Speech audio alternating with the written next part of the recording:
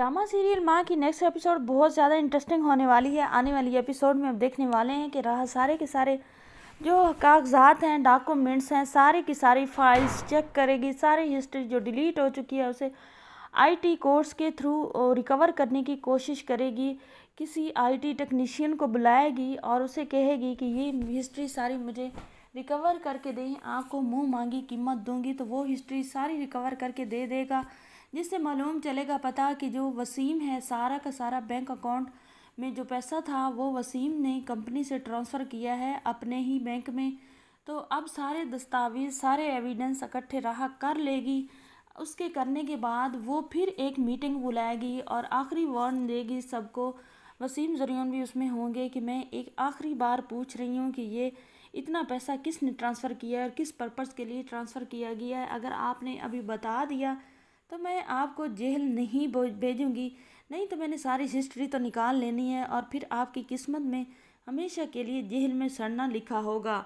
लेकिन उस वक्त भी वसीम और ज़रियन बिल्कुल नहीं मानते। बाहर जाकर वसीम जो होता है वो ज़रियन से कहता है कि इस राह का कुछ करो। अब दोबारा वो एक गैंगस्टर एक इंसान को बुलाते हैं जो कि बहुत बड़ा गुंडा होता है। उसे कहते हैं कि आपने हमारा एक काम करना है, जितने पैसे आप कहेंगे हम आपको देंगे। आपने इस लड़की को जो कि इस ऑफिस में आती है और इस टाइम जो आती है इस टाइम जाती है, आपने इसको अगवा करना है और करके जाकर दूर कहीं जंगल में कत्ल कर देना है। लेकिन उन्हें मालूम नहीं है कि अब डीसी अरमान की राह हो चुकी है।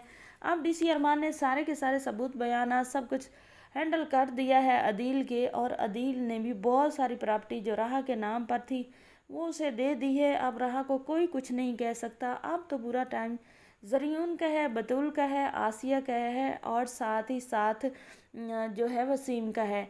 लेकिन वो खुश फहमी में होते हैं, राह को किडनैप करवाने लगते हैं। तो जैसे ही राह को किडनैप करके थोड़ी दूर ही जा गए होते हैं वो गैंगस्टर, तो अरमान जो होता है वो राह को लेने के लिए आता है। उसे पता चलता है तो वो पीछे जाता है और उन्हें पकड़ लेता है। सारी लोकेशन जो होती है ट्रेस करता है और पकड़ लेता है। उन सब को जब पकड़ कर वो जेल में लेकर जाता है, पुलिस को देता है। पुलिस से कहता है कि इन्हें कड़ी से कड़ी सज़ा दें, इन्हें इतनी सज़ा दें कि ये खुद बोलें कि इन्होंने बहुत गलत किया है और ये इनको कहा किसने था। तो जो होते हैं वो गैंगस्टर वो तो अरमान के सामने ही बता देते हैं कि सर हम माफ़ी चाहते हैं, हमसे गलती हो गई। लेकिन हमें वसीम और ज़रियन ने, और इनकी तस्वीरें भी दिखाते हैं, उन्होंने हमें कहा था कि इस लड़की को ख़त्म करना है, इसलिए हमें इसे किडनैप किया था ताकि हम इसे कत्ल कर सकें। तो अब पता चल जाता है राह को भी, और राह को तो पहले भी पता होता है कि इन्होंने ही घपला किया है। अब तो अरमान को भी पता चल जाता था कि ये कितने बड़े चोर हैं। अरमान कॉल करता है और वसीम ज़रियन दोनों को पुलिस ले जाती है और उन्हें सलाखों के अंदर कर देती है।